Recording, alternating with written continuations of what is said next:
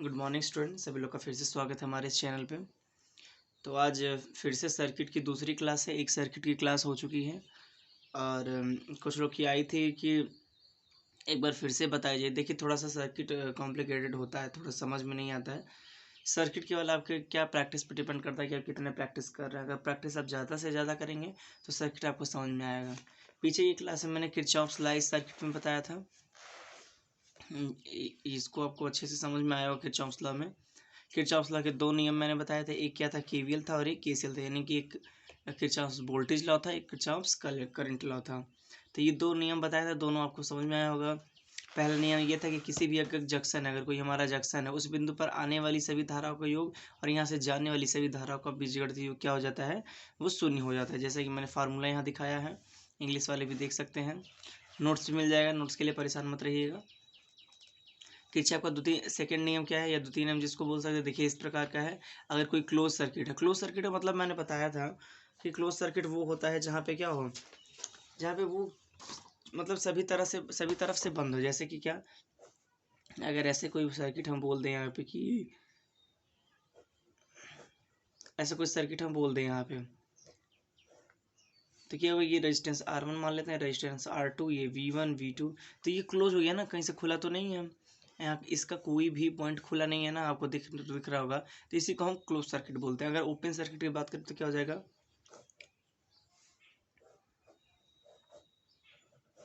अगर यहीं पे ये पूरा सिरा ऐसे कर दिया जाए, इस तरह से अगर दिखा दिया जाए, यहाँ पे ऐसे V दिखा दिया जाए, तो ये क्या हो जाएगा, इसको ओपन सर्किट मान लेंगे। यानी कि अगर हमारा जो भी सर्किट है वो बंद है चारों तरफ से, और उसके क्या हो जाएगा तब, और उसको हम क्लोज सर्किट कहेंगे, और इसको हम क्या कहेंगे, इसको हम ओपन सर्किट कहेंगे। इतना आप समझ गए होंगे। तो सेकेंड लॉ कहने का क्या मतलब है कि अगर कोई हमारे पास एक सर्किट है, ये मान लेते हैं सर्किट है, इसमें क्या हमने यूज़ किया है, रेजिस्टेंस। ये तो ओपन हो गया, ये नहीं। अब देखिए ये सर्किट हमारा क्लोज सर्किट है, क्लोज याद रखिए, क्लोज सर्किट, क्लोज सर्किट। तो अगर वो क्लोज सर्किट है तो क्लोज सर्किट में जैसे उसमें सप्लाई देंगे तो क्या हो जाएगा, तो जो उसमें एलिमेंट, यानी कि जो एलिमेंट इसमें क्या एक ही तरह का एलिमेंट है ना, रेजिस्टेंस। मैंने बोला था कि हमारे पास तीन एलिमेंट होते हैं, कौन कौन से, RLC, यानी कि रेजिस्टेंस, रेजिस्टेंस है, कैपेसिटर है और इंडक्टर है। तो यहाँ पे CL, तो यहाँ पे हमने क्या इस्तेमाल किया है, यहाँ पे हमने रेजिस्टेंस यूज किया है। तो इस सेकेंड लॉ के अकॉर्डिंग किरचॉफ्स क्या हो जाता है कि अगर ये कोई हमारा क्लोज सर्किट है, इसमें जो हमारी EMF, या फिर जो ये बोल सकते हैं कि यहाँ पे पोटेंशियल है, हमारी जो EMF इसकी है वो किसके बराबर है, उस एलिमेंट में बहने वाली धारा के बराबर होती है। यह बीजगणितीय दोनों का अगर बोल दिया जाए तो बराबर होता है योग। तो देख लेते हैं क्या है, अगर इसको लिखना चाहते क्या हो जाएगा, सिग्मा E, मतलब टोटल, सिग्मा मतलब क्या, टोटल दिखाते हैं, तो टोटल EMF बराबर क्या लिख सकते हैं, सिग्मा I इंटू R, मतलब रेजिस्टेंस में बहने वाली धारा। तो बस इसमें कुछ कठिन नहीं है, बस आपको एक दो बार पढ़ना है और थोड़ा सा रिवीजन करना है, क्योंकि पूरा रिवीजन पे ही है। रिवीजन नहीं कर रहे हैं तो पूरा भूल जाएगा। और DC नेटवर्क को भी मैंने थोड़ा सा बताया था। DC नेटवर्क हमारा क्या होता है, DC नेटवर्क हमारा हमने इसको चार पार्ट्स में डिवाइड किया था, ओम्स लॉ में, किरचॉफ्स लॉ में, फिर नेटवर्क रिडक्शन थ्योरी में, और स्पेसिफिक क्वांटिटी थ्योरी में। तो ये चार, इसमें से क्या हम पहला ओम्स लॉ पढ़ चुके थे, फिर इसमें से किरचॉफ्स लॉ हमने ये दोनों देख लिया, और न्यूमेरिकल हमने पहला स्टार्ट किया। देखिए न्यूमेरिकल बहुत तरह से सॉल्व करवाई जाती है, आपकी बुक में बहुत तरह से सॉल्व करवाई जाती है, या फिर बहुत सारे मेथड, लेकिन मैं मेथड वो बताता हूँ आपको ताकि जो बिल्कुल ईजी हो, जो आपको समझ में आ जाए। तो देखिए पिछले क्लास में मैंने स्टार्ट किया था, देखिए इस तरह से, अगर वोल्टेज अगर हाँ पोटेंशियल अगर राइज हो रहा है, पोटेंशियल ड्रॉप हो रहा है, तो कैसे पता चलेगा। देखिए अगर ऐसे प्लस का साइन होता है ना, अगर प्लस की साइन की तरफ अगर है, जैसे कि अगर इधर से कोई चीज़ जुड़ना, यानी कि इधर से अगर कुछ जुड़ रहा है, तो वो क्या हो जाएगा, अधिक हो गया, यानी उसको हम प्लस में दिखाएंगे। अगर नेगेटिव की तरफ जा रहा है एरो, यानी कि नेगेटिव की तरफ से अगर हम काउंट कर रहे हैं, अगर एंटी क्लॉक चल रहा है, जैसे देख लेते हैं,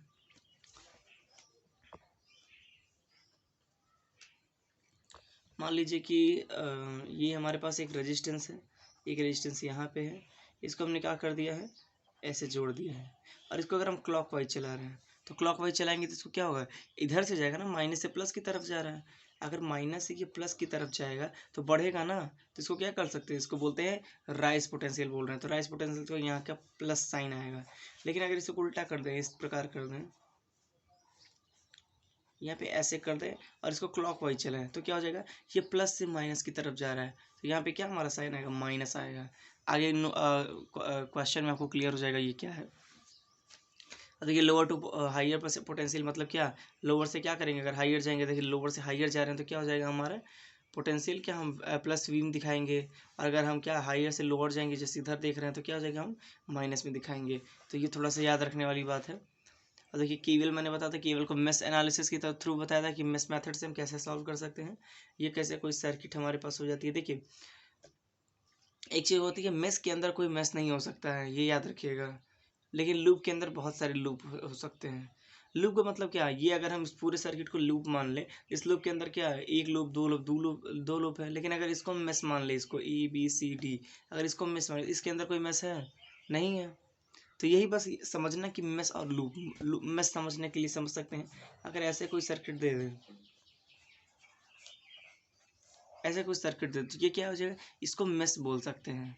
लेकिन अगर इसी में हम इसको क्या करें, इसमें हम इस तरह से जोड़ दें तो ये क्या हो जाएगा, ये मैच नहीं रह जाएगा, ये लूप हो जाएगा, क्योंकि इसमें देखिए इसमें एक एलिमेंट यहाँ जोड़ दिया, एक एलिमेंट यहाँ जोड़ दिया। तो याद रखिए क्या मैच में मतलब वही होगा कि उसमें कोई और मैच ना हो, क्योंकि देखिए इसमें दो मैच है, दो मैच दिख रहा है ना, एक मैच ये, एक मैच ये, तो दो मैच हुआ। तो इसके अंदर भी अगर हम यहाँ पे कोई रेजिस्टेंस जोड़ दें तो यहाँ पे तीन मैच बन जाएगा। तो याद रखिए मैच के अंदर कोई मैच नहीं हो सकता है। और देखिए दो ही तरीके हैं इसको सॉल्व करने के, लेकिन जो मुझे सबसे इजी लगता है, जो मैं आपको समझा सकता हूँ या फिर आपको समझ में आ सकता है, वो मेश है। देखिए किसी भी मेश के अंदर कोई मेश नहीं होता है। मेश का मतलब क्या कुछ नहीं है, सर्किट से है। देखिए जैसे ये अगर देखिए इसमें क्या है, ABCDEF 4 पॉइंट है, लेकिन एक क्या है ABCD, इतना अगर देखा जाए तो एक मेश मैंने लिखा है ना, मेश 1, मेश 2, इसके अंदर कोई एलिमेंट नहीं है ना, इसके चारों तरफ ये सारी चीज़ें जुटी है, बीच में कुछ नहीं जुटा है। अगर ये बीच में हम यहाँ पे रेजिस्टेंस जोड़े तो ये मेश नहीं हो जाए होगा। ठीक है, तो समझ में मेरे ख्याल से आपको आ रहा होगा। और देखिए दूसरा पॉइंट होता है लूप के अंदर कई लूप हो सकते हैं। लूप मतलब क्या, लूप मतलब कि अगर इसको मान लीजिए ACDF, अगर इसको हम पूरा लूप मान लें तो लूप के अंदर दो लूप है। ये अगर पूरा लूप मान ले इसको, अगर देखिए ACDF लूप है, इसके अंदर दो लूप है, एक लूप ये है, एक लूप ये है, यानी कि ABEF एक लूप हो गया और BCED एक लूप हो गया। तो मेरे ख्याल से समझ में आ गया होगा कि लूप क्या है, मैश क्या है। ये दोनों क्लियर करना बहुत ज़्यादा जरूरी है। अगर ये क्लियर नहीं होता है तो फिर आगे सॉल्व करने में आपको बहुत दिक्कत आएगी। तो लूप जो आपका हो गया कि KVL का जो लूप हो गया और मेश हो गया, मेरे ख्याल से आपको समझ में आ गया होगा।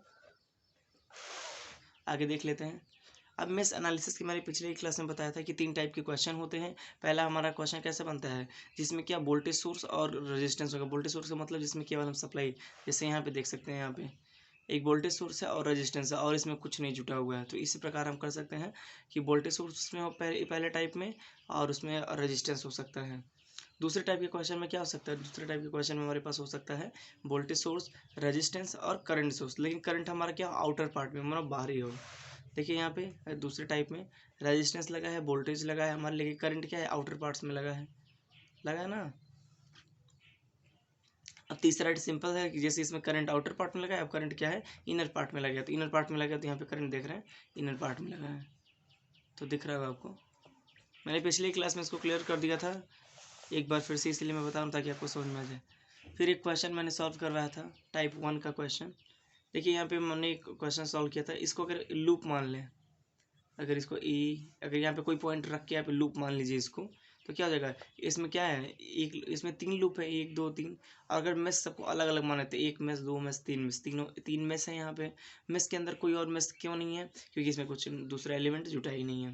तो देखिए इसमें क्वेश्चन में क्या पूछा है, calculate the current of branch A and B with mesh method.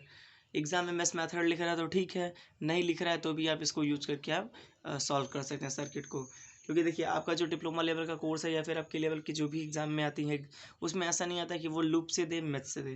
केवल आपके एग्जाम में, आपके जो एग्जाम में बहुत छोटा छोटा सर्किट देता है और आप उसको किसी भी मेथड से लगा सकते हैं, सुपर पोजिशन से लगा सकते हैं, KVL से, KCL से, किसी भी मेथड से आप उसको लगा सकते हैं। तो देखिए यहाँ पे मैश दे दिया गया है, यहाँ पे एक देख मैं इसको बना के दिखा देता हूँ आपको। अगर वही मैं बना दूँ यहाँ पे, तो यहाँ पे क्या कर सकते हैं, एक रेजिस्टेंस, यहाँ पे एक रेजिस्टेंस, यहाँ पे एक रेजिस्टेंस, एक यहाँ पे हम वोल्टेज सप्लाई देंगे और यहाँ पे भी एक वोल्टेज सप्लाई देंगे। इसको क्या करेंगे, रेजिस्टेंस से हम जोड़ देंगे। एक यहाँ पे भी रेजिस्टेंस है, यहाँ पे नाम दे देते हैं A B C D E F G H. Value लिख देते हैं 4 ओम, 10 वोल्ट, 4 ओम, 2 ओम, 4 ओम। फिर उसके बाद हमारा क्या हो जाएगा, ये 2 ओम है। फिर यहाँ पे ये हमारा 20 वोल्ट हो जाएगा, प्लस माइनस प्लस माइनस। देखिए यही सर्किट है हमारा। और हमको क्या पूछा एग्जाम में पूछा है, इसमें पूछा है कि इस ब्रांच का जो हमारा CF ब्रांच है, देखिए इसमें EB ब्रांच लिखा है, लेकिन अब हमने नाम दिया है तो क्या करेंगे, यहाँ पे CF ब्रांच हम मान लेंगे। तो CF ब्रांच के मतलब अक्रॉस वो क्या पूछ रहा है, वो हमें करंट पूछ रहा है। तो कैसे निकालते हैं, देखिए मेश एनालिसिस हम जो भी है मेश मेथड का यूज करेंगे। मेश मेथड देखते हैं कि हम कैसे यूज कर सकते हैं। आप लोग अच्छे से ध्यान से अगर नहीं देखेंगे तो समझ में नहीं आएगा। सबसे पहले 2 चीज़ आती है मेश वाले में। क्या आती है, पहले काउंट करेंगे, क्या मेश। अब आप समझ रहे होंगे, देखिए सर्किट दिख रहा है आपको। तो क्या इसमें जो अगर ये देख लिया जाएगा, अगर ABHG, अगर ABHG देख लिया जाए तो क्या मेश 1 नहीं दिख रहा है, ये मेश 1 हो गया। इसको मान लेते हैं मेश 1। इसके अंदर कोई एलिमेंट अगर रहता तो ये मेश नहीं होता, लेकिन इसके अंदर कोई एलिमेंट नहीं है या फिर कोई अलग से ब्रांच नहीं लगा ये, इसलिए क्या कर सकते हैं इसको, हम इसको मेश बोलेंगे, लूप नहीं। लूप हाँ, अगर ADEF को बोला जाए, ADEF को अगर बोला जाए, सॉरी ADEH को बोला जाए तो ये लूप है। इस लूप में कई लूप है, यानी कि एक लूप ये है, एक लूप ये है, एक लूप ये है। तो याद रखिएगा कैसे हम लूप समझते हैं, कैसे मेश समझते हैं। मेश का मतलब क्या, मेश का मतलब एक एक चीज़, जहाँ अगर कोई ब्रांच लगी बीच में लगा दे रहे हैं तो वो ब्रांच का क्या कर देता है, वो उसको लूप बना देता है, वो मेश नहीं रह जाता है। तो याद रखिएगा। पहले बात तो हम क्या करेंगे, कोई भी सर्किट हमें मिल गया, हमको डरना नहीं है। बहुत बड़ा सर्किट है इसलिए यहाँ और बड़ा जोड़ देता, हमें कुछ नहीं डरना है, हमें बहुत आसानी से सॉल्व करना है इसको। ऐसे हमको कोई सर्किट मिल जाए तो सर्किट के लिए क्या करेंगे, हम यहाँ पे काउंट करेंगे मेश। पहले कितने मेश है, तो एक मेश 1, मेश 2, मेश 3, 3 मेश है इसमें। और अगर 3 मेश है तो यानी कि 3 करंट भी, तीनों में अलग अलग करंट बहेगी। इसमें बहने वाली करंट को हम I1 बोल देंगे, इसमें बहने वाली करंट को हम I2 बोल देंगे, इसमें बहने वाली करंट को हम I3 बोल देंगे। एकदम बेसिक से आप लोग अच्छे से अगर ध्यान से पूरा क्लास देखेंगे तो आपको कहीं कोई दिक्कत नहीं होगा। दूसरी बात है कि हम क्या करेंगे, आइडेंटिफाई करेंगे, identify direction, identify direction current. हम करंट के डायरेक्शन को आइडेंटिफाई करेंगे। देखिए करंट का डायरेक्शन वो हमारा जो है आइडेंटिफाई करने के लिए हमारे पास 2 प्रोसेस हैं। हम चाहे तो एंटी क्लॉक कर सकते हैं, चाहे क्लॉक वाइज चला सकते हैं, चाहे एंटी क्लॉक। एंटी क्लॉक ये आपके ऊपर रहता है कि आप क्लॉकवाइज सर्किट को चलाना चाहते हैं कि एंटी क्लॉक चलाना चाहते हैं। क्लॉकवाइज ऐसे चलता है और एंटी क्लॉक ऐसे चलता है। तो आपके ऊपर रहता है कि सर्किट को कैसे सॉल्व करते हैं। एंटी क्लॉक करेंगे तो भी वही आंसर आएगा, क्लॉकवाइज करेंगे तो भी वही आंसर आएगा, तो कोई दिक्कत नहीं है। आप उसको एंटी क्लॉक चला सकते हैं या क्लॉकवाइज चला सकते हैं, जैसा भी आपको लगे कि आपको चला सकते हैं तो आप चला सकते हैं। अब देखिए क्या करते हैं कि अगर हम पहला यानी कि अगर इसमें लिखते हैं कि पहला मेश नंबर 1, मेश 1, क्योंकि हमने काउंट कर लिया ना, पहले काउंट कर लिया कि ये। अब हम इसको क्या करेंगे, पहले हम देख लेते हैं हम क्या करते हैं। हम इसको काउंट सॉरी क्लॉकवाइज चलाएंगे, क्लॉकवाइज में नहीं ऐसे चलाएंगे हम इसको। ये आपके ऊपर रहता है, मैं बता दे रहा हूँ कि ये आप अपने अकॉर्डिंग इसको चला सकते हैं, चाहे क्लॉकवाइज चाहे एंटी क्लॉकवाइज, आप अपने अकॉर्डिंग चला सकते हैं।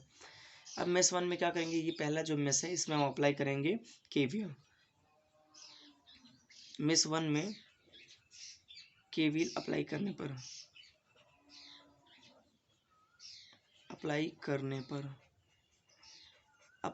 क्या करेंगे, मैंने बताया है इसमें आपको पहले ही कि देखिए यहाँ पे तो कोई ब्रांच लगा नहीं। अगर यहाँ से स्टार्ट कर रहे हो तो यहाँ पे कोई ब्रांच नहीं है, और यहाँ पे हमारा क्या है, हमारा वोल्टेज है, जो तो वोल्टेज अगर हमारा है तो आप देख सकते हैं कि वोल्टेज नेगेटिव से पॉजिटिव गया है। आप फिर से देख लीजिएगा, वोल्टेज यहाँ पे नेगेटिव से पॉजिटिव गया है। नेगेटिव से पॉजिटिव जाने का यहाँ पे केवल इतना ही मतलब है कि यहाँ पे हम क्या करेंगे, साइन प्लस में दिखाएंगे, क्योंकि मैंने ही बोला है कि वोल्टेज अगर राइज हो रहा है तो हम क्या करेंगे, यहाँ पे वोल्टेज अगर अधिक हो रहा है तो वहाँ पे अगर माइनस से प्लस की तरफ जा रहा है तो वो हमें प्लस में दिखाते हैं। तो क्या लिख देंगे, यहाँ पे लिख देंगे यहाँ पे +10, इसकी वैल्यू 10 है। एक चीज़ और याद रखिएगा, रजिस्टेंस की वैल्यू जो भी है, यानी कि जो रजिस्टेंस की वैल्यू हमारी होती है वो हमेशा माइनस में होती है। कभी भी लिखेंगे, चाहे इधर का इधर का इधर का कहीं पे किसी भी, चाहे वो प्लस के साथ जुड़ा हो चाहे माइनस के साथ जुड़ा हो, वो हमेशा माइनस में लिखा जाता है। तो माइनस में लिखने के लिए क्या करेंगे हम इसको, -4। अब ये किस ब्रांच में है, ये I1 में है ना, ये I1 में I1 का है ना ये 4। एक बार देख लीजिए ध्यान से, ये जो हमारा इसमें है, ये 4 ओम का जो रेजिस्टेंस लगाया हमारा, वो किस में है, वो -1 में है। तो क्या लिख देंगे, 4I1 लिख देंगे। अब हो गया ना। अब फिर इधर आते हैं हम, ये तो हो गया क्लॉकवाइज चले, पहले हमारा ये सॉल्व हो गया, अब ये सॉल्व हो गया। अब इधर देखते हैं, इधर भी एक रेजिस्टेंस है, फिर माइनस चिन्ह लगा लेंगे यहाँ पे। लेकिन इधर भी है, तो लेकिन आप देख रहे हैं ये जो ब्रांच है ये इधर भी है, इधर भी है ना। ये जो 4 ओम का रेजिस्टेंस है ये इधर भी है, इधर, यानी कि I2 में भी है और I1 में भी है। तो अगर ऐसा है तो हम इसको क्या करेंगे, यहाँ पे लिखेंगे कि 4I1 - I2। याद रखिएगा ये लिखना, क्योंकि ये दोनों ब्रांच में है, इसलिए इसको लिखना पड़ेगा I1 - I2। अब बराबर क्या करने के, 0 कर देंगे। ये इक्वेशन बन गया है, इसको अब इस क्वेश्चन से सॉल्व कर सकते हैं। कैसे करेंगे, यहाँ पे होगा 10 4I1 - 4I1 प्लस, ये जो माइनस माइनस है वो प्लस हो जाएगा, तो 4I2 = 0 हो जाएगा। इस तरह से आपका हो जाएगा यहाँ पे। अब यहाँ पे आप देखेंगे कि क्या कुछ जुटने वाला है या फिर कुछ कटने वाला है, तो आप देख लीजिए। तो हाँ देखिए यहाँ पे ये जुट जाएगा, तो क्या हो जाएगा यहाँ पे, -8I1 plus 4I2 plus 0I3। ये जो 0I3, ये चाहे तो लिख सकते हैं चाहे तो नहीं लिख सकते हैं, वो आपके ऊपर है। क्योंकि देखिए यहाँ पे कभी देखिए हमें जब इक्वेशन सॉल्व करना रहता है ना, तो कभी कभी उसको लिखना पड़ता है, तो हमको लिख लेना चाहिए या फिर नहीं लिखना चाहिए, जो भी आपके ऊपर है। I3 के भी हम नहीं देख रहे, क्योंकि यहाँ पे इसका कोई भी ब्रांच I3 में लिंक नहीं है। आप देख ही रहे हैं, इसका केवल एक ही ब्रांच था, वो I2 में लिंक था, जो मैंने इस यहाँ पे लिख दिया है। तो इसको क्या करेंगे, हमारा ये इक्वेशन, और इसको इक्वेशन 1 बन गया। बहुत ही सिंपल है, बहुत ही ईजी है, इक्वेशन 1 बन गया हमारा। अब ऐसे ही क्या करेंगे, ऐसे ही हम जो हमारा ब्रांच 2 है, यानी कि जो मेश 2 है, इसको भी हम क्या करेंगे, सॉल्व करेंगे। तो लिख देंगे अप्लाइंग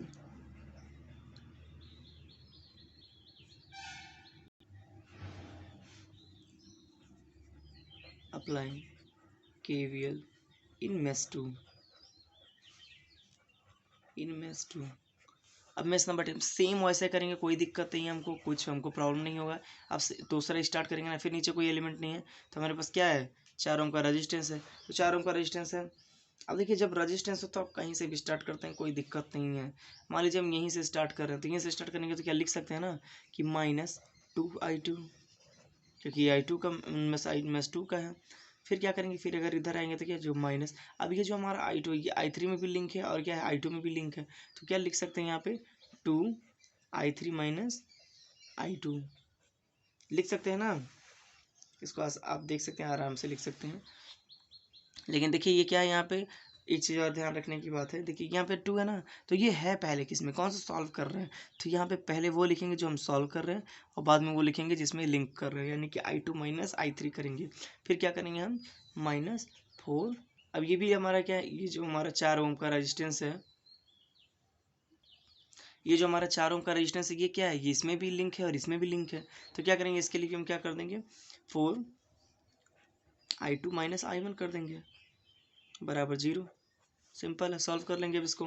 तो -2I2 - 2, इसको क्या करेंगे, अंदर से इसको गुणा करवाएंगे, तो I2, फिर माइनस माइनस प्लस हो जाएगा, तो प्लस 2I3 माइनस यहाँ पे 4I2 plus 4I1।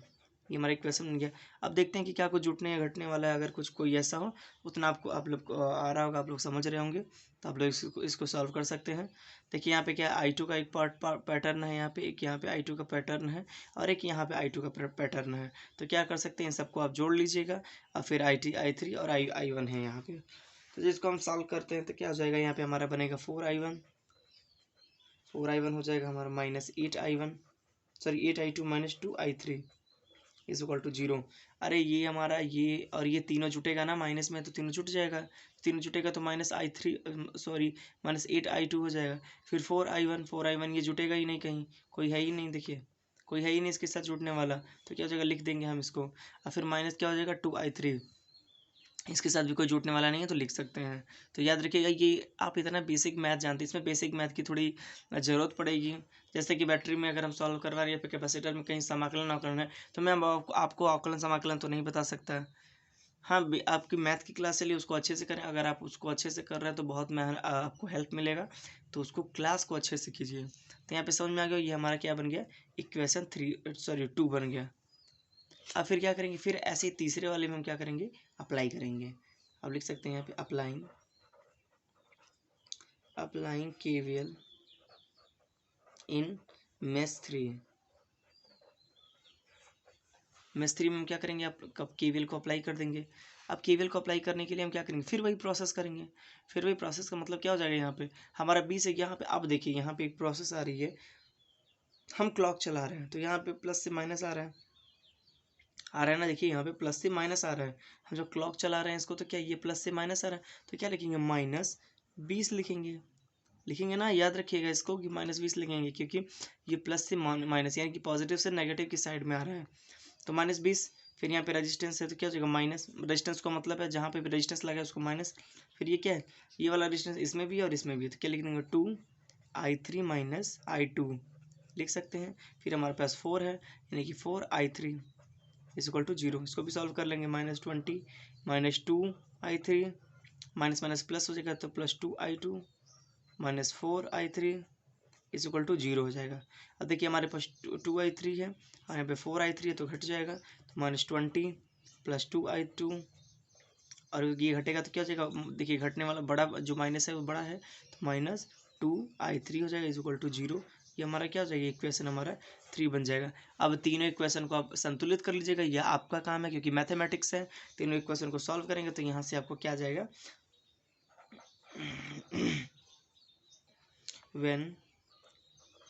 when you're solving equation, तो क्या वहाँ से आएगा, I1 I2 I3 की वैल्यू आएगी। जैसा कि आप सिंपल बीजगणित में आप या फिर आप मैथ में सॉल्व करते हैं इक्वेशन को, सेम वैसे ही करेंगे। यहाँ पे मैं सॉल्व करेंगे तो यहाँ पे मान लेते हैं इस, देखिए इसको जब सॉल्व करेंगे तो इसको आ जाएगा 1.093 आएगा I1 की वैल्यू। इसको सॉल्व करेंगे तो आएगा 0.312 एम्पियर। और फिर I3 की वैल्यू आप सॉल्व करेंगे तो 3.437 एम्पियर, ये आएगा आपकी वैल्यू। जब इसको सॉल्व करेंगे, तीनों इक्वेशन को सॉल्व करेंगे तो ये आपकी वैल्यू आएगी। अब इस वैल्यू को हमको पूछा क्या है, इस ब्रांच में पूछा है, इस ब्रांच में पूछा है ना। तो इस ब्रांच में अगर पूछा है हमसे तो क्या लिख सकते हैं, हम लिख सकते हैं CF बराबर जो भी हमारा है यहाँ पे ICD या ICF बराबर हो जाएगा। और देखिए ये ब्रांच दोनों में लिंक है ना, तो बराबर क्या हो जाएगा, बराबर हो जाएगा हमारा, इसको हम बराबर लिख सकते हैं क्या, I2 - I3 लिख सकते हैं ना। अरे ये ब्रांच इसमें भी है, ये ब्रांच इसमें भी है। अब क्या करेंगे, I2 की वैल्यू मान लेते हैं कि 0.312 है माइनस में। अब माइनस क्या करेंगे, इसमें से हम -3 को घटाएंगे तो फिर क्या हो जाएगा, माइनस, फिर इसके साथ भी माइनस है तो माइनस माइनस प्लस हो जाएगा 3.437। अब इसको जैसे ही हम इसको जोड़ेंगे या फिर कैलकुलेट करेंगे, -3.125, ये आंसर आ जाएगा।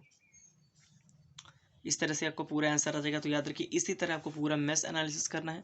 बस ये इक्वेशन को ध्यान देना सॉल्व करते वक्त कि इक्वेशन को अच्छे से सॉल्व करें, क्योंकि इक्वेशन को सॉल्व करते वक्त कभी कभी गलती हो जाएगी, तो गलती हो जाती है तो आंसर सही हो जाता है। तो याद रखिए अगर आंसर भी गलत आ रहे तो स्टेप मार्किंग मिलती है, स्टेप पे आपको नंबर मिलते हैं। तो परेशान होने की जरूरत नहीं, बस आपको मेथड आना चाहिए सॉल्व करना। तो पहला टाइप आपका ऐसा हो गया, इस पर अब 2-4 क्वेश्चन आप लोग कर लीजिएगा। हाँ, पहला मेथड समझने के लिए आपको पता है ना कि पहले मेथड में केवल क्या, हमारे पास वोल्टेज और रेजिस्टेंस पहले टाइप में, ये टाइप 1 है, तो इसमें क्या पहला है, इसमें केवल हमारे पास क्या है, इसमें हमारे पास वोल्टेज है और रेजिस्टेंस है। पहले टाइप में हमारे वोल्टेज सोर्स और रेजिस्टेंस है। अब दूसरे टाइप का क्वेश्चन करते हैं। इतना तो हम लोग पिछले क्लास में ही कर चुके थे, लेकिन समझ में कुछ लोग को शायद नहीं आता, तो फिर से एक बार मैंने सोचा कि रिवीजन कर लिया जाए। अब देखिए दूसरे टाइप का क्वेश्चन इस प्रकार हमारे पास है, इसको भी देख लेते हैं कैसे करेंगे। लिख लेते हैं पहले क्वेश्चन को, टाइप 2। अब टाइप 2 में क्या क्या होती है वो भी लिख लेते हैं। पहले तो वोल्टेज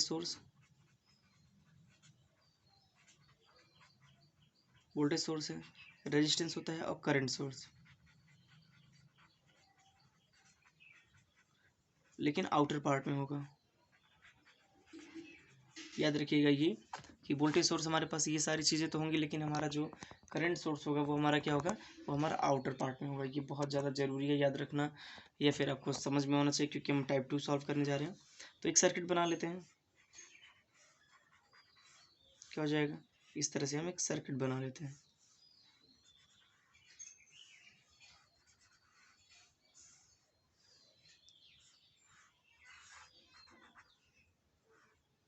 और देख लीजिए करंट की साइन भी बहुत इंपॉर्टेंट होती है कि अगर एरो ऊपर की तरफ है तो ये क्या हो जाता है, ये पॉजिटिव साइन, यानी दिख रहा है कि यहाँ पे करंट इस साइड में फ्लो हो रहा है।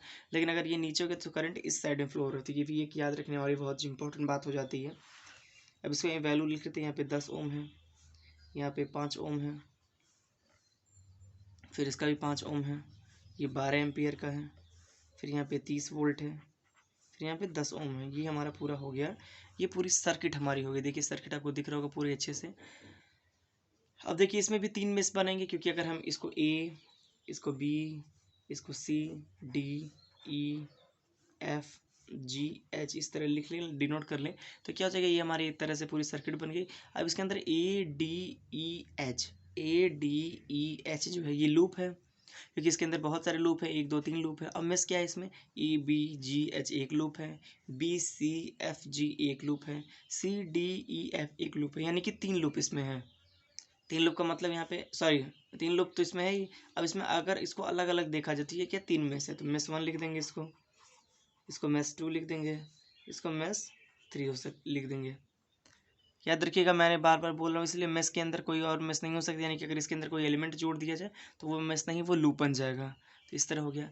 अब इसमें भी हम क्या करेंगे, इसमें बहने वाली धारा क्या हो जाएगी, I1, इसमें बहने वाली धारा I2, और इसमें बहने वाली धारा I3। ये भी याद रखने वाली बात है। अब इसको क्या करेंगे, हम क्लॉक वाइज चलेंगे। इसमें भी वही चीज़ है ना कि इसमें पहले देखेंगे कि मेष कितने हैं और ये किस डायरेक्शन में, पहले लिख देते हैं फिर से एक बार, काउंट मेष, फिर आइडेंटिफाई हमारा क्या है, डायरेक्शन। तो मेष हमारे कितने, 1 2 3, 3 में से हमारे पास है, देख रहे होंगे अब आराम से। 3 में से तीनों बहने वाली करंट क्या है, इस तरह। और करंट को हम किस डायरेक्शन में चला रहे हैं, क्लॉकवाइज। तो क्लॉकवाइज चला रहे हैं। अब देखिए आप खुद सोचिए, दिमाग लगाइए कि यहाँ पे करंट की वैल्यू डायरेक्ट दे दिया हुआ है, यहाँ पे 12 एम्पियर, क्योंकि एम्पियर में दिया है, तो यानी कि I3 की वैल्यू में डायरेक्टली क्या दे दिया है, 12 एम्पियर। तो लिख सकते हैं गिवन है I3 बराबर क्या हुआ, दे दिया है हमें कितना, 12 एम्पियर, 12 एम्पियर दे दिया है। और क्वेश्चन की ये डिमांड है कि हमें क्या करना है, हमें इसका यानी कि इसका बताना है कि इसमें कितना करंट फ्लो है, यानी कि बी और सी में। तो बने कैलकुलेट, तो क्या करना है, हमको कैलकुलेट करना है बीसी ब्रांच में, हमको कैलकुलेट करना है बीसी ब्रांच में कितनी धारा बह रही है। तो वो हमको कैलकुलेट करना है। कैसे स्टार्ट करते हैं, जैसे पहले करते थे सेम वैसे ही करेंगे। हम क्या करेंगे, मेश बनाएंगे, मेश बन के हमारा तीनों मेश है।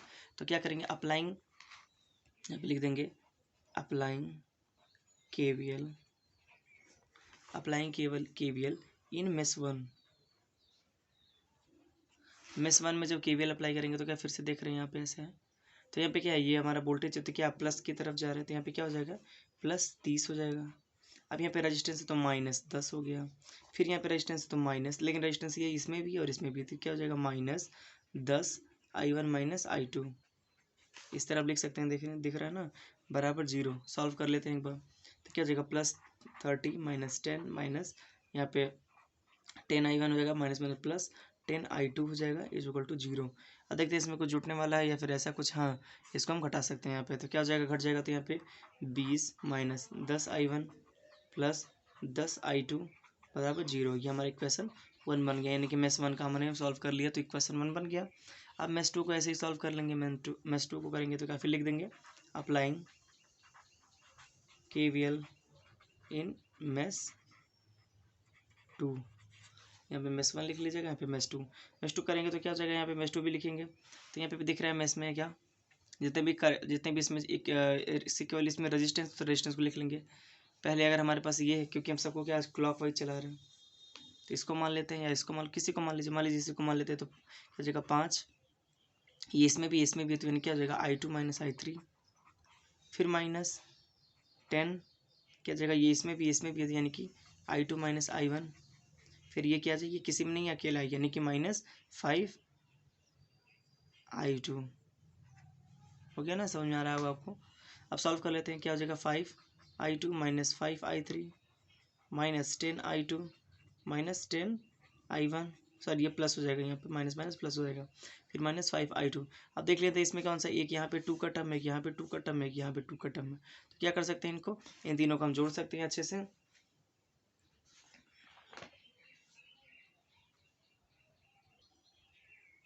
देखिए यहाँ पे क्या, ये रेजिस्टेंस था, सॉरी यहाँ पे एक मिस्टेक हुई है। फिर यहाँ पे क्या करेंगे, माइनस रखेंगे, यहाँ पे माइनस माइनस की प्लस हो जाएगा, जो हमारा I3 है। तो इस तरह अपने को सॉल्व करेंगे, जब इसको सॉल्व करेंगे तो क्या हमारा हो जाएगा, 10I1, फिर क्या हो जाएगा -20I2, फिर क्या हो जाएगा +5I3 इज इक्वल टू 0। क्या हो जाएगा, ये हमारा इक्वेशन 2 हो जाएगा। देखिए पहला इक्वेशन ये हमारा बना, दूसरा हमारा इक्वेशन ये बना। अब तीसरा कर लेंगे, अप्लाइंग। अब देखिए तीसरे में हमको अप्लाई करने की ज़रूरत नहीं है, अगर अप्लाई करना चाहें तो करें, और अगर नहीं करना चाह रहा तो कोई बात नहीं, क्योंकि देखिए इसमें डायरेक्टली क्या दे दिया है, करंट की वैल्यू दे दिया है, तो हमको निकालने की जरूरत नहीं है। तो क्या कर सकते हैं, यहाँ पे लिख सकते हैं कि I3 बराबर 12 एम्पियर।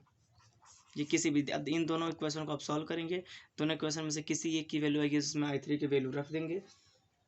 जैसे इसमें I3 की वैल्यू रखेंगे, अब देखिए चूंकि हमारा जो इक्वेशन 2 था उसमें 3 का टर्म था, तो इन दोनों के इक्वेशन को हम बैलेंस भी नहीं कर सकते, क्योंकि जब तक ये बैलेंस नहीं होगा। तो बैलेंस आप लोग करना अच्छे से सीख लीजिएगा, 2-4 क्वेश्चन आप लोग करेंगे तो बैलेंस करना आ जाएगा। तो पहले हम इक्वेशन 2 को क्या कर सकते हैं, balance.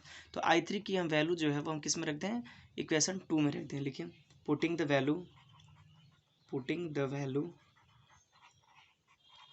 Value of I3 in equation 2।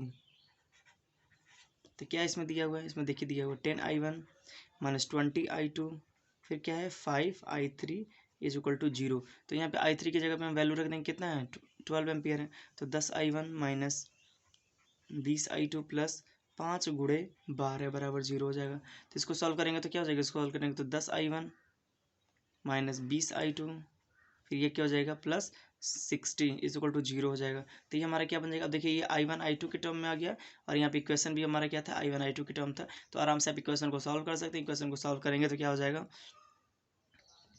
देखिए ये आपके आ गया, इस दोनों टर्म में आ गया, यानी कि यहाँ पे अब देखिए I1 I2 के टर्म में आ गया, और ये हमारा पहला इक्वेशन भी I1 I2 के, इसको भी हम लिखेंगे इक्वेशन 3 लिख लीजिए। तो इक्वेशन 3 और 1 को आप बैलेंस करेंगे, जैसे ही आप बैलेंस करेंगे तो हमारे पास वैल्यू आएगी। तो जो हमारे पास वैल्यू आ जाएगी, तो हमारी वैल्यू क्या आएगी, वहाँ पे हमारी I1 की वैल्यू आ जाएगी 0.1 एम्पियर आएगा, और I2 की वैल्यू -3 एम्पियर। देखिए कुछ भी मैंने बहुत अच्छे से बहुत कैलकुलेट नहीं किया, वो आपके ऊपर छोड़ा है, तो वो ये आपके अकॉर्डिंग आएगा जैसे आप कैलकुलेट करेंगे। तो ठीक है, कोई इसमें दिक्कत नहीं है। तो इस तरह से आप दूसरा टाइप का भी क्वेश्चन कर सकते हैं, कोई इसमें प्रॉब्लम नहीं है। कभी कभी डायरेक्टली करंट का वैल्यू दे दिया तो बहुत अच्छी हमारे लिए है, और डायरेक्शन भी इसका पॉजिटिव, तो मैंने इसके कहीं डायरेक्शन चेंज नहीं किए, तो आपको मैं इसलिए बता दे रहा हूँ ताकि आपको समझ में आ जाए। अब देखिए इसमें क्या पूछ रहा है, इसमें पूछा था कि क्या इसमें हमारी बी और सी ब्रांच की क्या पूछा था हमें, बी और सी ब्रांच में बहने वाली धारा पूछा था, 3 पूछा था। तो इस ब्रांच में यानी कि जो अगर हमें I2 की जो भी वैल्यू आएगी, क्योंकि I3 की वैल्यू पता है, I2 की वैल्यू जब इक्वेशन आप सॉल्व करेंगे, अगर I2 की वैल्यू -3 है, तो इस ब्रांच में बहने वाली धारा क्या हो जाएगी, -3 हो जाएगी। तो सिंपल आप डायरेक्टली इसको आंसर लिख लीजिएगा, जैसे सॉल्व करेंगे डायरेक्टली आंसर लिख सकते हैं, कोई दिक्कत नहीं है। अगर इस ब्रांच का पूछे तो क्या करेंगे, I1 से I2 घटा देंगे, इस ब्रांच का पूछे तो क्या I2 से I3 घटा देंगे। तो इसी प्रकार आप कर सकते हैं, कोई प्रॉब्लम मेरे ख्याल से नहीं आएगी। टाइप 2 ये खत्म होता है। अब एक और देख लेते हैं, टाइप 3 देख लेते हैं। अब तीनों को आप लोग अच्छे से सॉल्व कर लीजिएगा, इक्वेशन थोड़ा सा अच्छे से बैलेंस करना सीख लीजिएगा, बहुत इंपॉर्टेंट आपके लिए है। अब इसके लिए भी एक बनाते हैं सर्किट, और सर्किट में कहीं कोई प्रॉब्लम है, कुछ समझ में नहीं आ रहा है तो उसको ज़रूर बताइए, क्योंकि अगर आप बताएंगे तभी हमें पता चल पाएगा कि समझ में आया कि नहीं आया।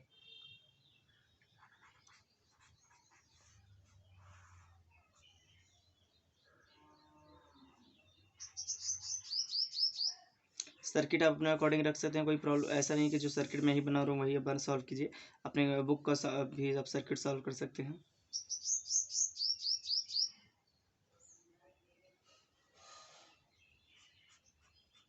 कोई भी ज़रूरत नहीं कि यहाँ पे आप अधिक सर्किट भी, यहाँ पे अधिक रेजिस्टेंस भी रख सकते हैं, कम रेजिस्टेंस भी रख सकते हैं, एक रेजिस्टेंस और यहाँ पे जोड़ सकते हैं। तो देख लीजिए यहाँ पे क्या हो जाएगा, अगर वैल्यू रखे तो 2 ओम इसका वैल्यू है, 2 ओम इसका वैल्यू है, 2 ओम इसका वैल्यू है, 1 वोल्ट इसका है।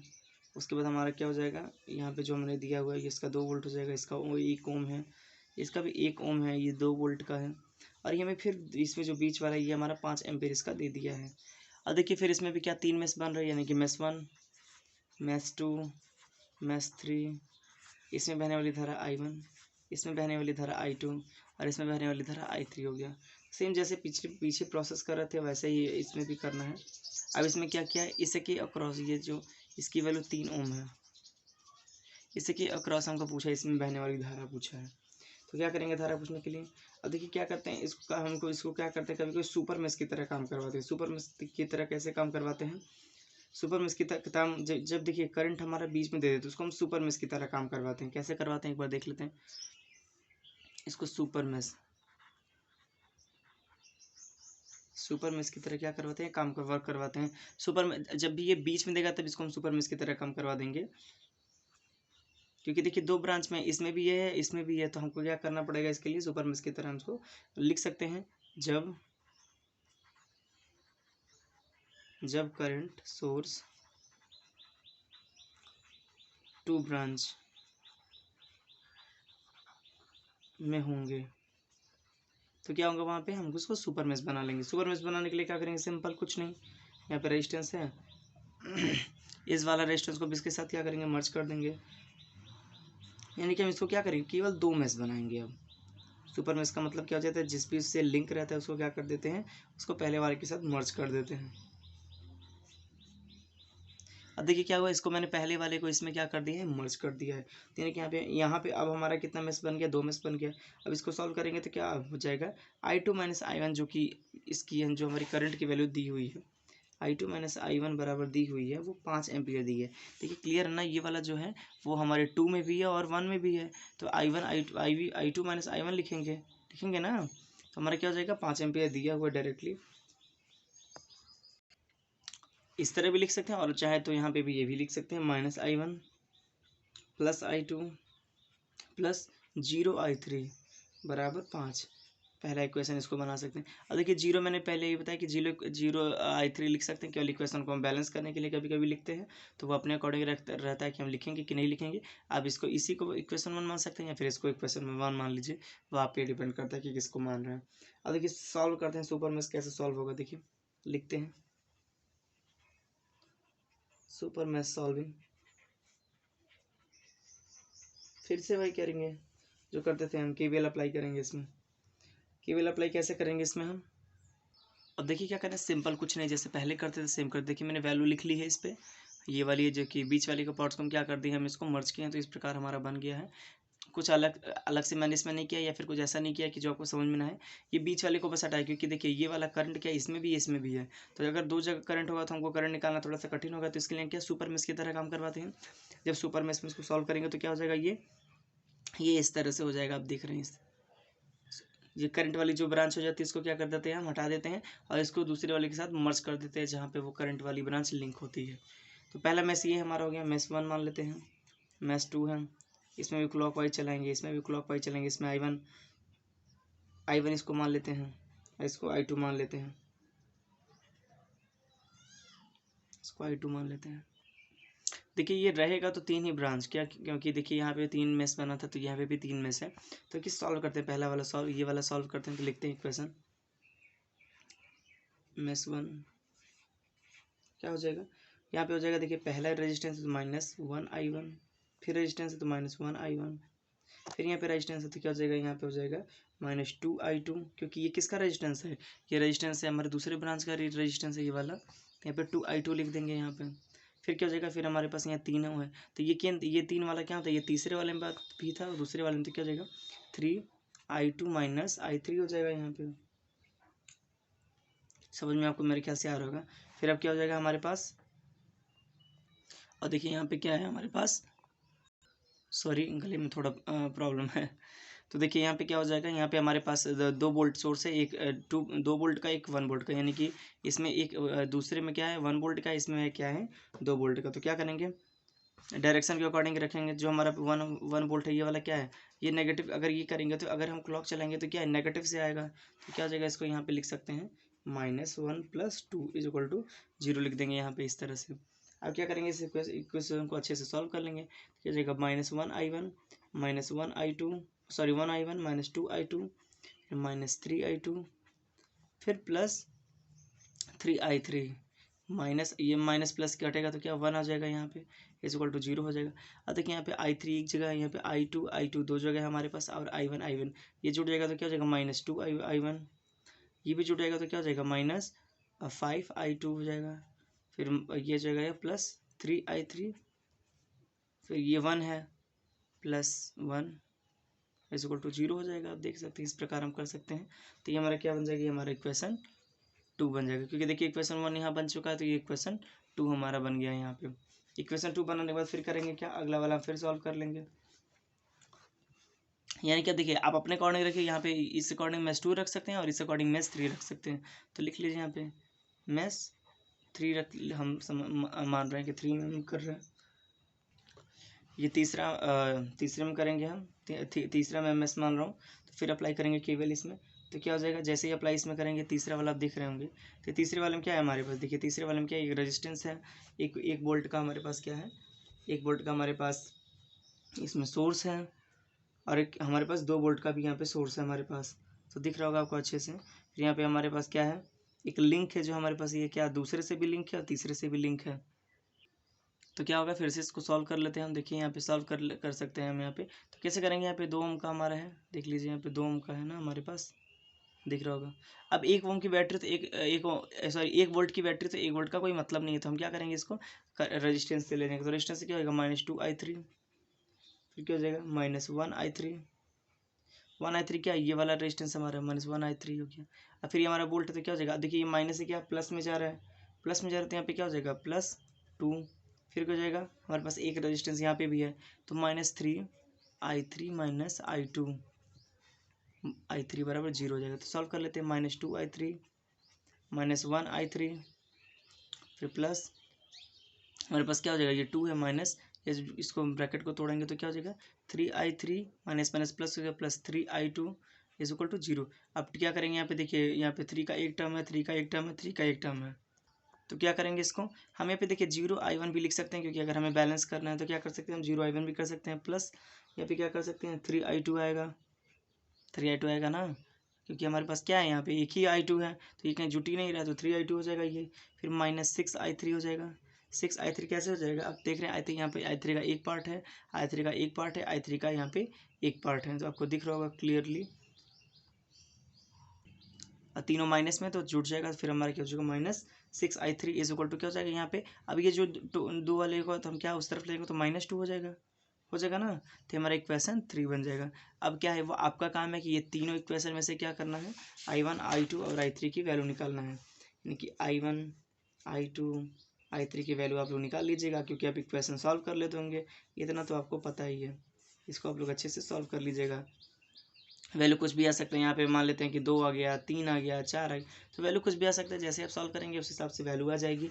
देखिए ये हमारे जो भी था ये पूरा आपका कि KVL की 3 टाइप के क्वेश्चन थे, मैंने तीनों टाइप के क्वेश्चन को सॉल्व करवा दिया है, कोई मैंने छोड़ा नहीं है। आपको समझ में आ रहा होगा, समझ में आ रहा है तो प्लीज़ लाइक कर दीजिए, सब्सक्राइब कर दीजिए और शेयर कर दीजिए, क्योंकि देखिए आप ही हैं कि दूसरों की मदद कर सकते हैं।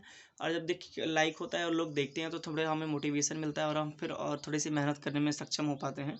तो आप लोग शेयर करते रहिए। और देखिए सारे क्वेश्चन बहुत ईजी थे, आप इसको स्क्रीनशॉट ले सकते हैं, वरना अगर कहिएगा तो तो क्या कर सकते हैं, तीनों का भी स्क्रीनशॉट ले सकते हैं। बहुत ही ईजी तरीके से मैंने सॉल्व किया है। अब देखिए इससे ईजी तो नहीं हो सकता था। अगर आपको कोई दिक्कत कहीं पे होगा तो आप बताइएगा, तो आप कर दिया जाएगा। आपके तीनों टाइप के क्वेश्चन हैं, तीनों टाइप के क्वेश्चन को अब देखिए तीनों टाइप का क्वेश्चन, अब आपका काम है कि ये तीनों तो मैंने सॉल्व करवा दिए बता के आपको कैसे ऐसे होगा। अब आप लोग इसी तरह से कम 10 एक टाइप के कम से कम 5 क्वेश्चन करेंगे तो आपको बहुत अच्छे से क्लियर हो जाएगा। छोटा सर्किट बनाइए, बड़ा सर्किट बनाइए। अब देखिए यहाँ पे मैंने 3 मेश बनाया, आप 5 मेश बनाइए, 6 मेश बनाइए, 4 मेश बनाइए, आप सॉल्व कीजिए। जितने ही इसको सॉल्व करेंगे, जितने अच्छे से इसको सॉल्व करेंगे उतने अच्छे से समझ में आएगा। क्योंकि देखिए न्यूमेरिकल पार्ट आपको भी पता है कि जितना ही सॉल्व करते हैं उतना ही अच्छे से हमको आता है। तो आज के लिए इतना ही, थैंक यू।